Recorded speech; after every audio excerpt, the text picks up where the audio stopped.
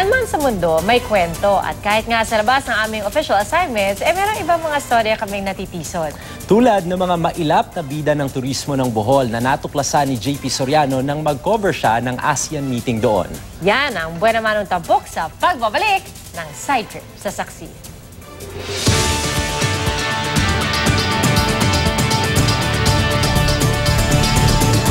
Walang dudang pinagpala ng kalikasan ng Bohol. Pero may mailap pa raw na matatanaw kung isang oras na babiyahe sakay ng bangka mula sa bayan ng Baclayon. Welcome to Pamilacan Island. Sa islang sagana sa bulaklak ng Calachuchi na pambati rin nila sa turista. Salamat. Ako para tayo na sa Hawaii. Hindi lang puting buhangin at makukulay na corals ang pwedeng dayuhin. Meron din naman daw pampihirang marine mammal.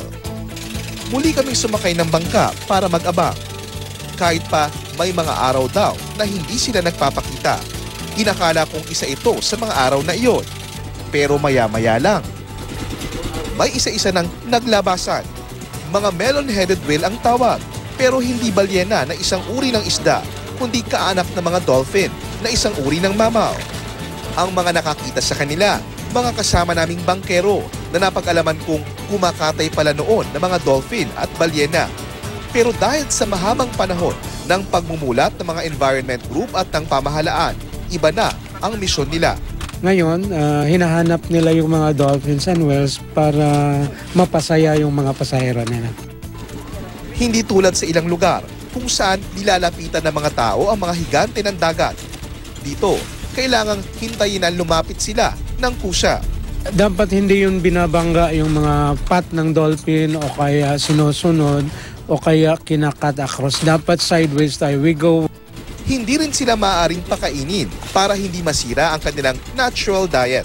Once you start feeding them, maa-alter mo yung natural ability ng mga marine mammals to hunt their own food. Pag-aalagang kailangan para manatiling buhay ang itinuturing ngayong yaman ng Pamilacan na nasasaksihan nga ng mga turista, lokal man o dayuhan. It was amazing. I was very touched by that because I've never seen them so close. We've seen them even on the water just next to the boat. It was great. Binabalik-balikan para masilayan, pero hindi para saktan. When we go into the area, we are just visitors.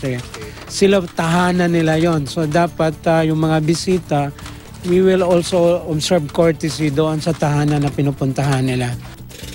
JP Soriano, Side Trip para sa Saksi.